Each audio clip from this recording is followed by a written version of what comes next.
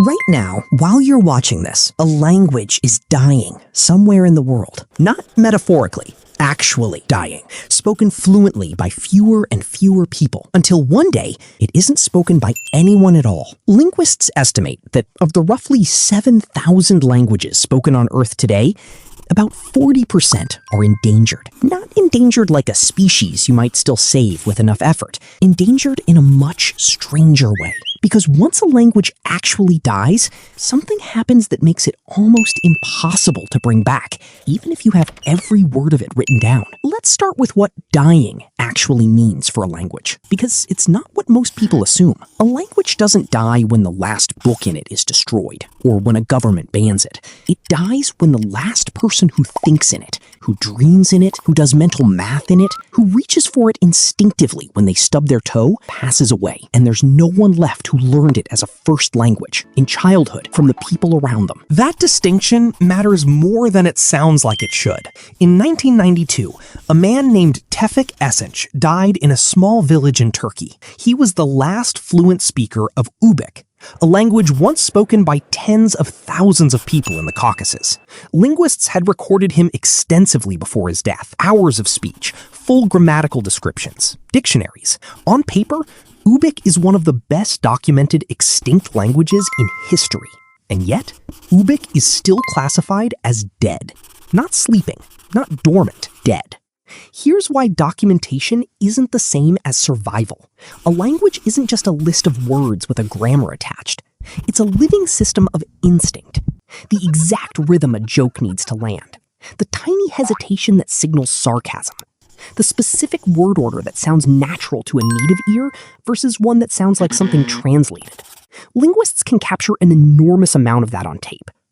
But the instinct itself, the thing that lets a 5-year-old effortlessly know that one sentence sounds right and another sounds off, that only exists inside a community of people who grew up speaking it to each other without thinking about it. Once that community is gone, you don't just lose data. You lose the only kind of machine that could ever run that data naturally again.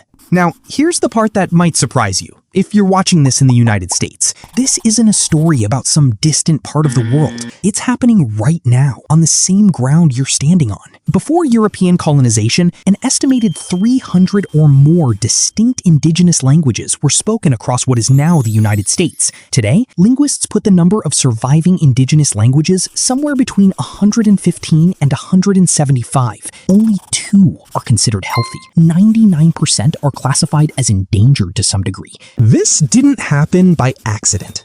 For much of the 19th and 20th centuries, the US government operated boarding schools specifically designed to strip Native American children of their languages, punishing them for speaking anything other than English. Generations of children were removed from their families and communities during exactly the years when a language is normally passed down, in early childhood, from parent to child. Almost unconsciously, that's the precise mechanism a language depends on to survive, and it was deliberately interrupted on a massive scale. Which brings us back to why revival is so hard, and why the exceptions matter so much. There's one case that gets cited constantly as proof that language revival is possible: modern Hebrew.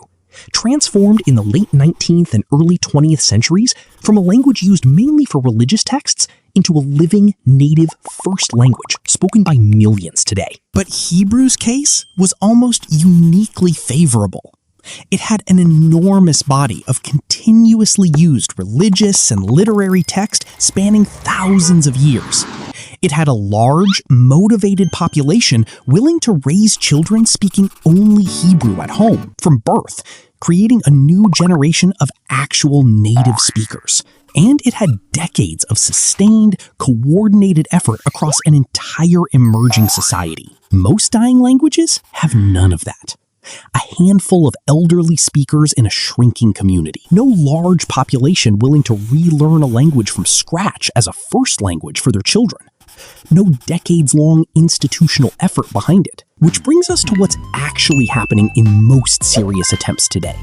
Not full revival, but something linguists call reawakening. And even that turns out to be extraordinarily difficult. One of the most remarkable examples happened in Massachusetts. Wôpanâak, the language of the Wôpanâak people, had no fluent speakers left by the early 1990s, but because it had been written down extensively in the 1600s and 1700s, including a full translation of the Bible, one of the earliest books ever printed in North America, a linguist named Jessie Little Doe Baird was able to spend years reconstructing its grammar from historical documents and teaching it to a new generation, including her own daughter, who became the first native speaker of Wôpanâak in over a century. It's a genuinely remarkable achievement, and it happened on U.S. soil within living memory. But notice what it required: an unusually large written record from centuries ago, one dedicated linguist spending years of her life on it, and a community still connected enough to the language's cultural context to want it back and commit to raising children in it. Most of America's indigenous languages don't have that combination. Many were never extensively written down at all, passed only through speech, memory, and oral tradition. The exact transmission method the boarding school system was designed to sever. When the last fluent speaker of one of those languages dies, there often isn't a centuries-old document sitting in an archive somewhere waiting to be studied. There's nothing. Just whatever recordings a linguist managed to capture in the final years, if anyone got there in time at all. Even languages with far more resources behind them are struggling. The Cherokee language, one of the more widely supported Native American languages, with its own writing system, dedicated immersion schools, and institutional backing from the Cherokee Nation, is still classified as endangered. If a language with that level of infrastructure and support is still at risk, it says something sobering about the odds facing languages with far less behind them. And that's the quieter, more unsettling part of this story. It's not just that indigenous languages in America are dying faster than most people realize, it's that we're often losing them before anyone even gets the chance to document them properly. Linguists sometimes describe arriving in a community to study a language only to discover the one truly fluent elderly speaker died months earlier, and with them, details of grammar, vocabulary, and meaning that will now never be recovered by anyone in any form. Every dying language carries something you can't find written down anywhere else. Specific words for local plants and animals that don't exist in any other language. Specific ways of describing kinship or time or weather that reflect an entire way of understanding the world. When a language with fewer than 10 speakers goes silent, and there are over 300 languages in exactly that position worldwide right now, we don't just lose a way of talking. We lose a way of thinking that took a community centuries to build, and that no dictionary, no matter how thorough, can fully hold on to. So the next time you hear that a language is endangered, whether it's spoken halfway around the world or by a tribal community a few states away from where you live, it might be worth thinking about what that word is actually asking of us. Not preservation in the sense of putting something safely behind glass, something closer to what keeps any language alive in the first place. People still speaking it to each other, still passing it to children who will one day speak it without even having to think about it. Because once that stops, even the most careful documentation in the world usually isn't enough to start it again. Thank you for watching all the way to the end. If this made you think differently about something you thought you already understood, that's exactly what this channel is for. Subscribe to Vanished Knowledge, and I'll see you in the next one.